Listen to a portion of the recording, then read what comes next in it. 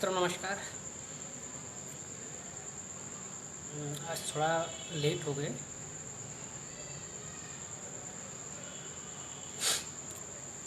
हो सकता है आपको आज आवाज़ प्रॉपर नहीं आ रही होगी, तो थोड़ा सा क्षमा चाहूँगा इसके लिए। एक्चुअली मोबाइल थोड़ा डिस्चार्ज था और उसको चार्ज करने के लिए आपको जो मैं दिखाई दे रहा हूँ वो भी कुछ थोड़ा अजीब सा हो रहा होगा। थोड़ा स्क्रीन थोड़ा बैंड हो रहा है, इसी वजह से थोड़ा लेट हो गए थे। तो मित्रों, पहले तो वही चिरपरिचित वाक्य जो मैं आपसे कहना चाहता हूँ कि हम सभी भारतीय हनुमान जी की तरह हैं, हमारे आराध्य देव। जैसे हनुमान जी को बता दिया गया कि आप में बहुत शक्ति है, तो फिर वो उठ खड़े हुए और ऐसे उठ खड़े हुए कि उन्होंने समुद्र तक लांघ दिया। तो मित्रों, हम भारतीय भी उन्हीं की तरह हैं। हम लोगों को भी अगर बता दिया जाए कि हम में बहुत शक्ति है, बहुत ताकत है, तो फिर हम लोग भी खड़े हो जाते हैं। और इसका उदाहरण आप लोगों ने पास्ट जो क्रियाकलाप हुए हैं अभी उनमें देखा होगा। तो जब भी भारतीय खड़े होते हैं तो उनके सामने कोई टिक नहीं पाता और वो ऐसे ऐसे काम कर देते हैं जो अविश्वसनीय अकल्पनीय होते हैं। तो मित्रों, आज मैंने ऐसा एक टॉपिक लिया है क्योंकि मैं एक रिकॉर्डिस्ट हूँ और कानून में विश्वास करता हूँ, कानून के हिसाब से जीने में विश्वास करता हूँ। और मैं चाहता हूँ कि देश के कानूनों को भी इस प्रकार से व्यवस्थित कर दिया जाए, इस प्रकार से कानून बना दिए जाए कि लोगों को अपना जीवन जीने में, भारत को आगे बढ़ने में, भारत को मैं नहीं कहता विश्व गुरु बनने में, लेकिन ऐसी संरचना हम लोग बना दें कि किसी प्रकार से कोई भी हमें चुनौती ना मिल पाए और हम निरंतर आगे बढ़ते रहें। इसी श्रृंखला में आप लोग भी अगर हमारा साथ देना चाहते हैं तो आज जो मैं टॉपिक आपके सामने लेकर आया हूँ, इस टॉपिक को, इस वीडियो को आप थोड़ा सा भी अगर सीरियसली लेंगे तो एक बड़ा परिवर्तन देखने को मिलेगा।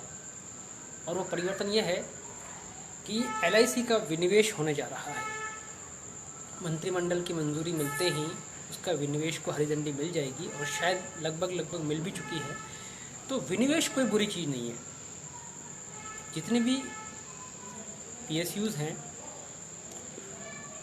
वो अभी निगम ही हैं, पूरे इनको ऑपरेट करने के लिए गवर्नमेंट का पार्ट है, लेकिन उसके साथ साथ में इनकी हिस्सेदारी को पब्लिक को बेच दिया जाता है।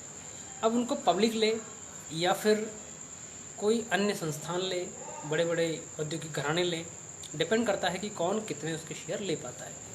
तो मित्रों, LIC का विनिवेश तो होगा, इसको कोई नहीं रोक पाएगा। जिस प्रकार BHEL है, HLL है, आपके रेलवेज जो है अभी थोड़े दिनों में आ जाएगी इसकी भी, इसके अलावा NTPC है, NHPC है, NHAI है, आपको जितने भी निगम हैं ये सब आज विनिवेशित हो चुके हैं। माने इनमें सरकार की पार्टनरशिप के साथ साथ आम जनता की पार्टनरशिप भी है।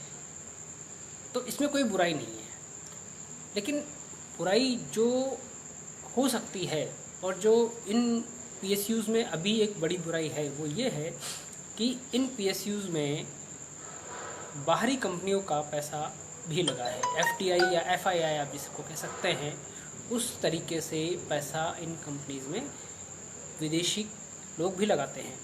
और जब विदेशी लोग इसको पैसा लगाते हैं तो वो बड़े बड़े स्टैक्स खरीदते हैं शेयर्स के, और उन बड़े बड़े स्टैक्स खरीदने के कारण होता क्या है कि वो जब चाहे इस शेयर की प्राइस को मैनिपुलेट कर सकते हैं, जब चाहे इसको ऊपर ले आ सकते हैं, जब चाहे बिकवाली करके नीचे ला सकते हैं, और शेयर बाजार में अस्थिरता होती है।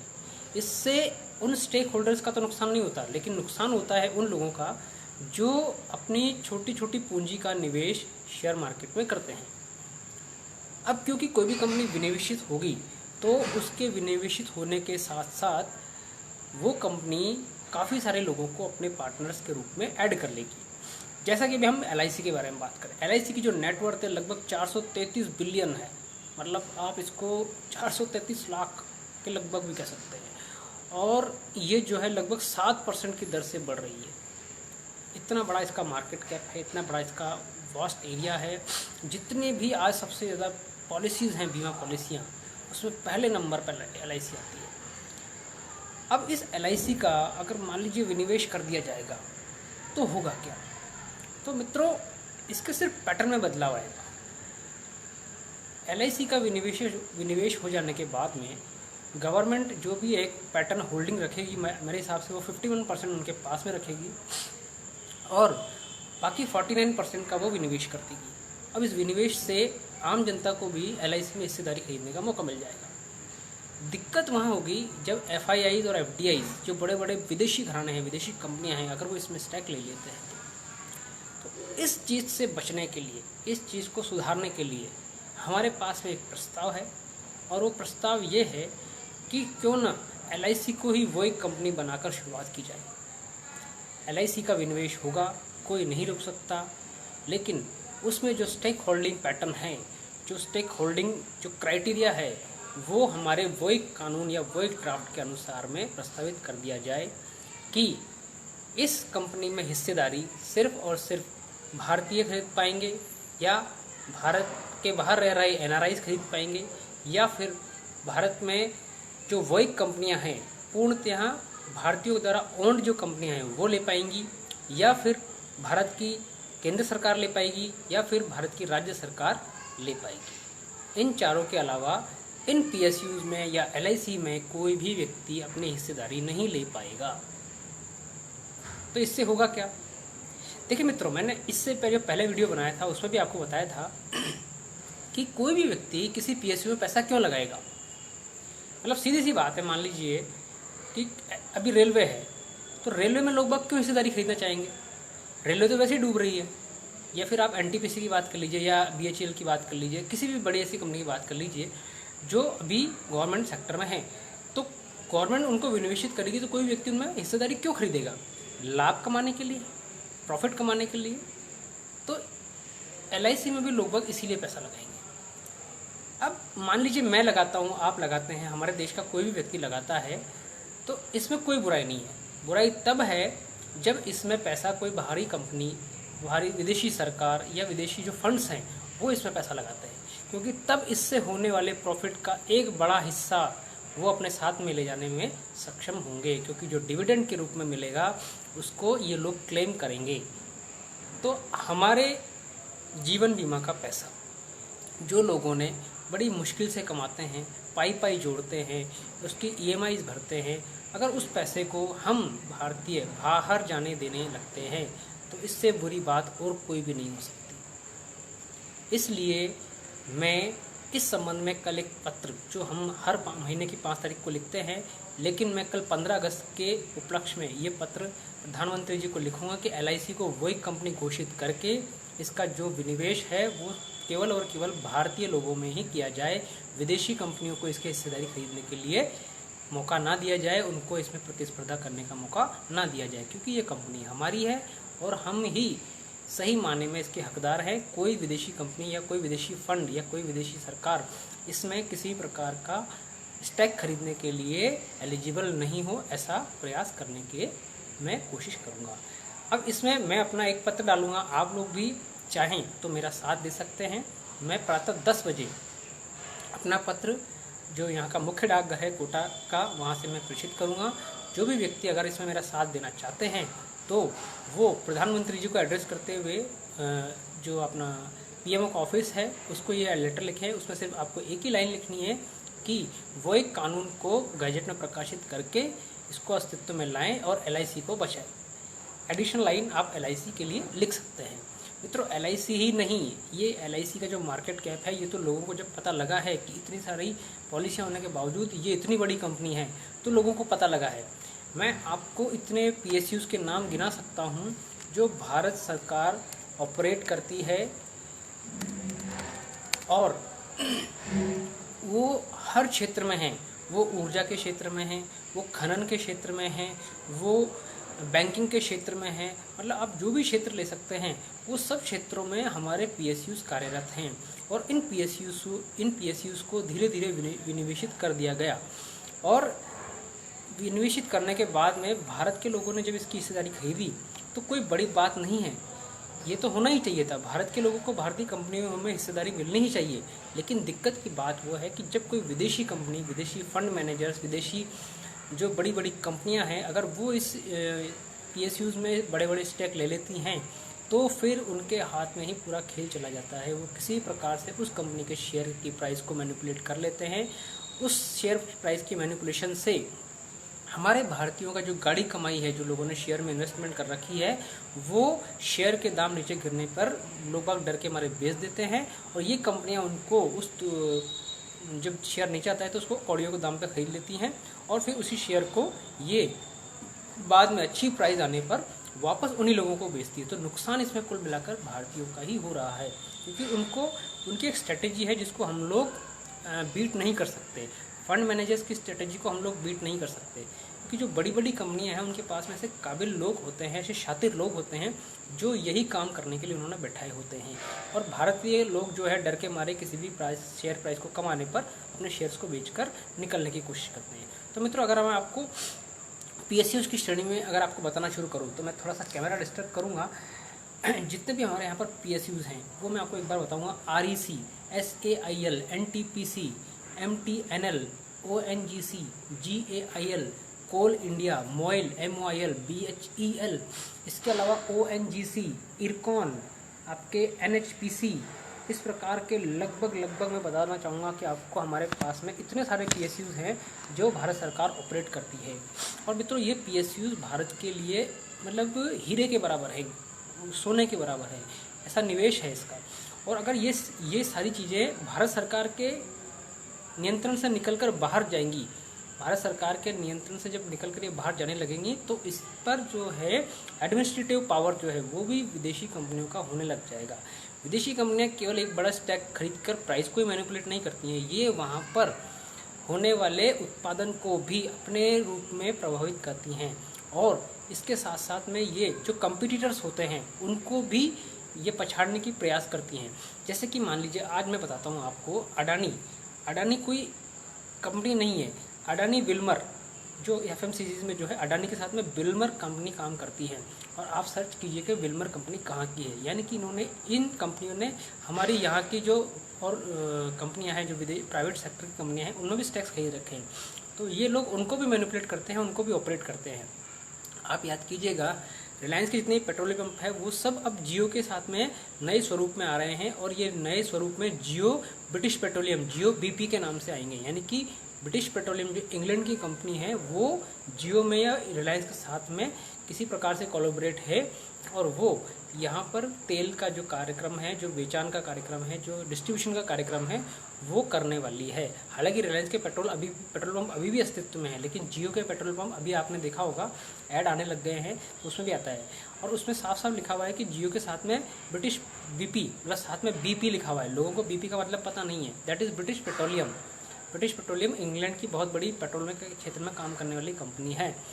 अब आप सोचिए कि अगर मान लीजिए कोई कंपनी ब्रिटिश पेट्रोलियम जो है जियो में निवेश कर रही है, तो उसका सीधा मकसद एक ही है, वो यहाँ पर कोई धर्म खाता खोलने नहीं आ रही है, वो यहाँ पर पैसा कमाने आ रही है। तो अगर मान लीजिए जब जियो में इस प्रकार का खेल वो कर रही है, वो वहाँ पर पैसा कमाने के लिए आ रही है, तो क्या ये जब हमारी PSUs विनिवेशित होंगी तो क्या उसमें ये पैसा लगाकर कोई धर्म खाता खोलने आ रहे हैं? ये सिर्फ और सिर्फ पैसा कमाने आ रहे हैं। जिस प्रकार से भी कमाया जा सके ये पैसा कमाते हैं, उसी पैसे को ये बाहर लेकर जाते हैं और हमारा जो प्रॉफिट है, हमारा जो लाभ है वो भारतीयों को न मिलने के बजाय सीधा विदेशों में चला जाता है।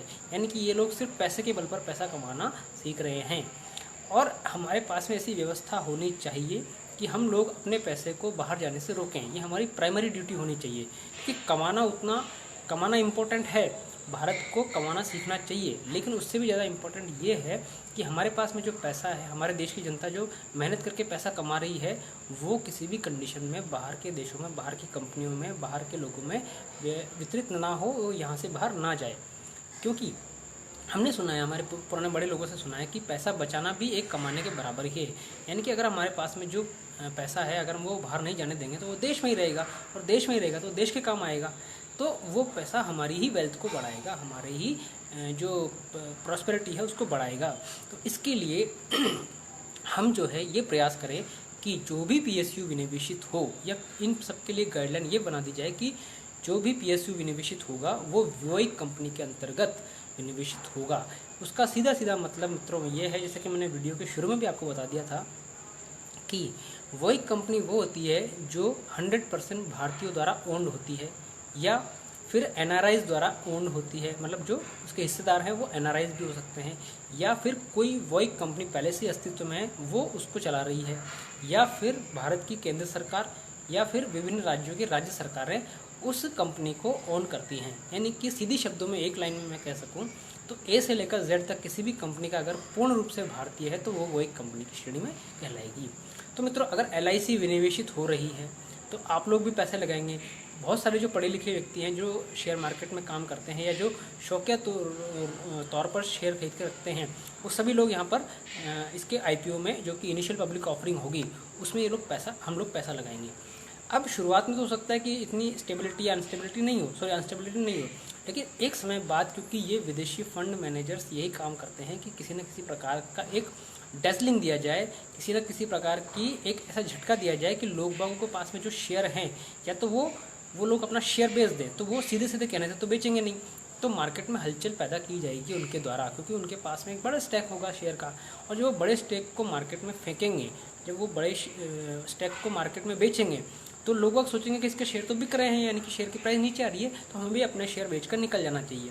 और जब ये होगा तो वो एक उनकी जो अलग लॉबी है वो उन शेयर्स को भी खरीद लेगी, और जहाँ पर उनका स्टैक मान लीजिए 5% या 10% या 15% या 20% होगा, वो उसको एकदम स्वैप करके सीधा अपना स्टैक बढ़ा लेंगे। हो सकता है कि वो उसी फंड मैनेजर के रूप में वो शेयर ना खरीदे, हो सकता है उसका जो शेयर होल्डिंग पैटर्न है उसको वो वैलिड कर दे, तो ये अपनी सब्सिडरीज या किसी और व्यक्ति को भी वो शेयर खरीदने के लिए लेकर आ सकते हैं। और इसमें सबसे जो नुकसान होगा वो हमारे भारतीय निवेशकों का होगा, हमारे भारत के लोगों का होगा। सरकार को इससे इतना फ़र्क नहीं पड़ेगा, क्योंकि सरकार इसके ऊपर जब डिविडेंड देगी तो वो उस डिविडेंड का पैसा भी लेंगे और उस डिविडेंड को अपने साथ में ले जाने का प्रयास करेंगे। क्योंकि देखो, मैंने मान लीजिए कि अगर मैं आज किसी बड़े शेयर ट्रेडर की बात करूं जो बड़े मात्रा में शेयर में निवेश करके बैठा हुआ है, तो वो सिर्फ इसलिए नहीं बैठा हुआ है कि शेयर मार्केट जब ऊपर आएगा तो उनको बेच कर निकल जाएगा, ये उसका उद्देश्य नहीं होता है। उसका उद्देश्य पैसा कमाना तो है ही सही, लेकिन कंपनी के जो एडमिनिस्ट्रेटिव बोर्ड में उसकी हस्तक्षेप है वो भी बढ़ती है। जैसे कि अभी मैं राकेश झुनझुनवाला की बात करूँ तो उन्होंने बहुत बड़ी मात्रा में शेयर मार्केट में निवेश किया और उनके जैसे बहुत सारे लोग हैं, लेकिन राकेश झुनझुनवाला जिस प्रकार से बहुत सारी कंपनी के बोर्ड ऑफ डायरेक्टर्स में हैं, ऑपरेटिव बॉडीज़ में हैं, तो वो सलाह दे सकते हैं, वो बता सकते हैं कि किस प्रकार से ऑपरेट करना है, किस प्रकार से काम करना है, हम अपना बेस्ट ऑफ बेस्ट कंपनी के प्रॉफिट में कैसे बढ़ा सकते हैं। अगर मान लीजिए यही अधिकार किसी विदेशी फर्म्स को, विदेशी एफआईआईस को या एफडीआईस को मिल जाएगा, तो फिर वो भारत की इन कंपनियों को अपने हिसाब से चलाने की कोशिश करेंगे। तो जिन कंपनियों को भारत सरकार ने भारत देश के लोगों के पैसे से खड़ा किया है, उस पर किसी प्रकार से एडमिनिस्ट्रेटिव या गवर्निंग जो बॉडीज़ हैं उनमें किसी प्रकार से विदेशी नागरिकों को, विदेशी एफआईआईस को हावी होने देने से बचाने के लिए सिर्फ और सिर्फ एक कानून है जो कि मैं आपके सामने प्रस्तावित कर रहा हूँ, वो है वोइक कानून। मैं कल 10 बजे इस संबंध में एलआईसी को विनिवेशित होने के लिए, उसको वोइक कंपनी घोषित करने के लिए और इसी के साथ साथ जितने भी पीएसयूज़ हैं उन सबको वोइक कंपनी घोषित करने के लिए और वोइक कानून को गजट में छपाने के लिए कल प्रधानमंत्री जी को पत्र लिखूंगा। मेरे अकेले के पत्र लिखने से हो सकता है इतना फ़र्क ना पड़े, लेकिन अगर आप लोग जो इस वीडियो को अभी देख रहे हैं या कल देखेंगे 10 बजे से पहले, अगर आप लोग व्यक्ति भी इसमें पार्टिसिपेट करना चाहते हैं तो सिंपल एक पोस्ट कार्ड पर पीएमओ को सिर्फ ये लिख दीजिए कि वोइक कानून को गजट में प्रकाशित करें और एलआईसी जैसे अन्य पीएसयूज़ को पूर्ण रूप से वोइक घोषित करके देश का पैसा देश में ही रहने दें और देश के जो व्यक्ति हैं उसको ही इसका मालिक बनने दें। कोई भी विदेशी कंपनी, व्यक्ति या सरकार हमारे देश की कंपनी की मालिक नहीं होनी चाहिए और न ही हो सकती है, ऐसा प्रयास हमको करना चाहिए। मित्रों, इस वीडियो को लाकर मैं किसी प्रकार से ये नहीं कह रहा हूँ कि हमारी कंपनियों का विनिवेश नहीं होना चाहिए। आज प्रधानमंत्री मोदी जो कर रहे हैं वो 1992 या 91-92 में मनमोहन सिंह ने भी किया था। HDFC bank, unit trust of India और एक्सिस जो क्षमा कीजिए ICICI जो बैंक है उसका विनिवेश माननीय मनमोहन सिंह जी ने उसमें कर दिया था और उसके फलस्वरूप आज ये बैंक्स बहुत बड़ा, इनका स्टेक जो है, बहुत बड़ा जो शेयर पैटर्न है वो इनका जो है एफआईआईस और एफडीआईस के द्वारा ऑपरेट किया जाता है, वो मैनिपुलेट करते हैं। और इसके अलावा जितना भी पैसा ये डिविडेंड के रूप में या अन्य चीज़ के रूप में ये देता है, तो वो पैसा विदेशों को एक तरह से उनका इंटरेस्ट के रूप में मिल रहा है, क्योंकि उन्होंने जो पैसा लगाया था इनके शेयर्स में, तो वो इसको पूर्ण रूप से एक दुधारू गाय की तरह दूह रहे हैं। तो ये हमारे लिए एक बड़ा चिंता का विषय होना चाहिए और हमको इसके पीछे प्रयास करने चाहिए। तो मित्रों, इसके लिए कोई बड़ा आंदोलन करने की ज़रूरत नहीं है। आपको किसी प्रकार से सड़कों पर आने की ज़रूरत नहीं है, क्योंकि जो काम बैठे बैठे हो सकता है उसके लिए हमें अतिरिक्त बल का प्रयोग नहीं करना चाहिए, और ये किसी प्रकार से ठीक भी नहीं है। मात्र आप प्रधानमंत्री जी से मांग कीजिए। मेरे अकेले मांग करने से, आपके मांग करने से ये हो सकता है ना हो, लेकिन LIC के विनिवेशित होने के पहले हम लोग इतना प्रयास कर सकते हैं कि लाखों करोड़ों की संख्या में प्रधानमंत्री जी को पत्र लिख कर बताएं कि LIC जैसी अन्य PSUs जितनी भी हमारी कंपनियां हैं जो भारत सरकार द्वारा ओन्ड हैं, स्टेट गवर्नमेंट्स द्वारा ओन्ड हैं, उन सभी को वो एक कंपनी घोषित करें और उनका स्वामित्व पूर्ण रूप से भारतीय और भारतीय लोगों के हाथ में ही होना चाहिए। इसी वीडियो के जो आज मेरे को इतना ही कहना था, आप लोगों से इतनी ही अपील करनी थी। और अगर आप लोगों को इस चीज़ में मेरा साथ देने का मंशा उठती है तो कृपया आप कल 10 बजे PM मोदी को पत्र लिखें। मैं साथ रहूँगा, आप लोगों का सहयोग अपेक्षित है। और आज का वीडियो मैं इसी अभिलाषा के साथ में यहीं पर विराम देता हूँ। फिर आपसे मिलेंगे, तब तक के लिए नमस्कार, धन्यवाद।